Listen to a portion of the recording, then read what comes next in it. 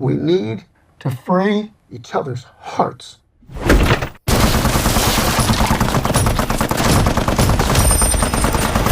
So, before I even get into this review, I've got to share this real quick. This story is so funny. So, my theater was packed, and when I say packed, I mean like 8 people. It's a tiny theater, but they put this little indie movie in. That's kind of what they do. And I honestly thought I would be watching this alone, but the funny part is that there was this guy ahead of me getting his ticket, talking to, I think it's dad, and they were hyped, like genuinely hyped for this movie. They started chatting up the next guy to him, and they're like, man, I can't wait to see this Western. And they started talking about Yellowstone and Kevin Costner and stuff like that.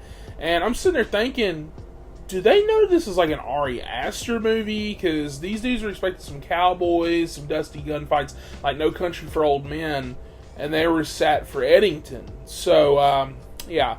Now, once the movie ended, I've also never seen so many people shake their heads on the way out, and some people were genuinely upset. But me, I kind of liked it. I actually think I really liked it. This movie is a weird, dark, layered, pandemic-era psychological drama. It's not going to be for everybody, but it is for me.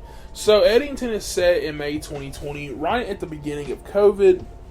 And we're dropped into this small fictional town of Eddington, where Pedro Pascal plays the mayor, trying to navigate how to keep people safe, how to enforce masks, all that stuff like that. Meanwhile, Joaquin Phoenix plays a man who is on the opposite side of the political spectrum. He claims he has asthma, doesn't want to wear a mask, thinks mandates are overreaching, and you know the vibe. The film at its core is political commentary, clearly, but in a way that makes fun of everyone, and that's kind of what I appreciated.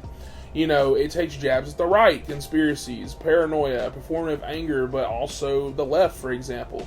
There's a hilarious B-plot where this white liberal kid joins a BLM rally just to impress a girl. He doesn't care about the cause at all. He doesn't do any of this for the right reasons, just to get her attention. And it's painfully accurate and kind of hilarious. This movie doesn't take sides. It exposes everybody, and that's refreshing. It kind of just lets the story play out, for example. Now, I'll be real. I thought that this was going to be a rival movie between Joaquin Phoenix and Pedro Pascal, like a small-town political thriller, and that would have been sick. But instead, Pedro's character, while great, isn't really in it much. He's more of kind of like a symbol for Joaquin's motive in the movie. Everyone else, including Pedro, kind of floats around him, and it's less about man versus man and more about a man versus society, a man versus fear, or you could say a man versus his sanity. Now, let me go ahead and talk about Emma Stone, because this is where it's losing me. So, I didn't really like her in this. I love her as an actress, but her recent projects are all just kind of weird as hell, and this one, is no different. She plays Joaquin Phoenix's wife, and her character didn't click for me. She doesn't really want to sleep with him, for example, makes creepy doll art, and is emotionally distant. And they live with her mom, and there's this tension, but we never fully understand why, and you kind of get some reasons about maybe her going with Pedro Pascal, stuff like that before. Then you've got Austin Butler, who plays the leader of a cult, who starts getting involved with her, and again, it's a cool concept, but I feel like it didn't need to be there. It kind of pays off story-wise, but it also feels like filler at the same time. You could have trimmed the entire subplot and made the movie tighter. Austin did fine, but honestly, that role could have also went to any no-name actor. It didn't really need that hype casting. But then, that is when the third act hits. And that's where Ari Aster's bread and butter works. It's absolute chaos. Love them or hate them.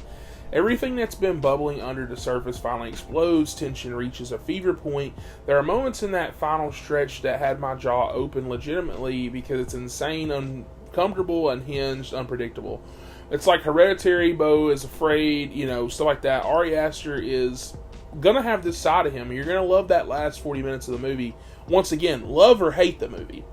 One of the film's greatest strengths is the town itself. Eddington feels lived in. The town is its own character. The quiet, judgmental stares, the backroom whispers, the passive-aggressive God bless yous, all that stuff if it works.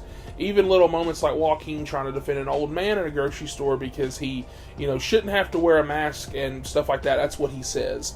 Or when the mayor's son calls Joaquin Phoenix's wife a whore behind his back, it just builds and builds over and over. There's a constant tension in every interaction, and that's why it kept me glued for the whole 2.5 hours, because yes, it is 2.5 hours. They could have trimmed 30 minutes of this easily. Listen, this is a weird movie. It's not a Western, it's not a thriller, and it's not a horror movie. It's a slow burn character study drenched in political satire, pandemic anxiety, and small town paranoia, and Ari Aster madness. And I really liked it. I think I did. That said, there's stuff that doesn't work. For me, Emma Stone's entire arc could have been rewritten. Austin Butler's cult subplot felt, tacked on. And Pedro Pascal was underused, but overall it's bold, it's sharp, it's messy, and interesting, which is more than what I can say for most movies coming out right now. So with that, I'm going to give Eddington a 7 out of 10. It's not quite an 8 for me, or even a 7.5, but I'd honestly rewatch it again, and I guarantee it'll still be one of the most divisive movies of the year. If you like weird, challenging cinema, give it a shot. If you're expecting Yellowstone the movie, run for the hills. With that, thank you guys for watching. Make sure to like, subscribe, and let me know in the comments what you thought of Eddington. Did Ari Aster go too far or not far enough? And let me know what your favorite Ari Aster film is. And with that, I will catch you guys in the next video. Look, Joe, 6 feet.